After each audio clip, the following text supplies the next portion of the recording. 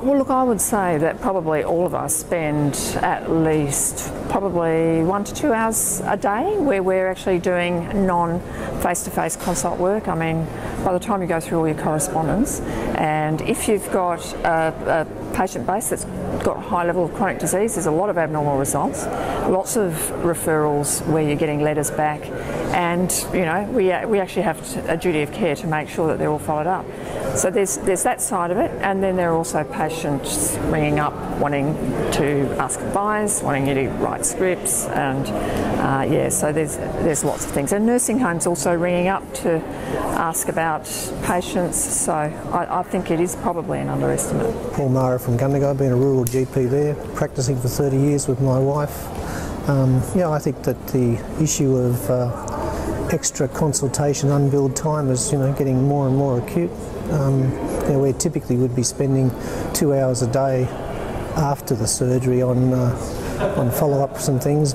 That would involve hospital work as well and sorting things out for there, but there's a lot of patient work done outside the consultation. So yeah, I'm Nick Collins, I'm a GP in Campbelltown. I think it is a gross underestimate of the amount of work that we do.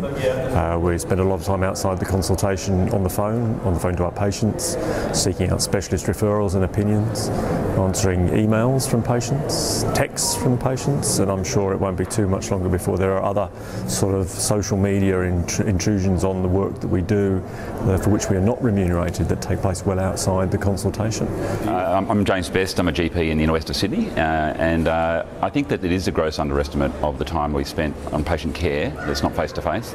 It's very hard to quantify. There are so many ways that you can spend extra time on a patient, whether it's following up phone calls, whether it's or ringing a patient, whether it's chasing up a specialist appointment, organising stuff, filling out forms. There's so many different things that we do. It's really hard to sort of get across how much time you actually spend.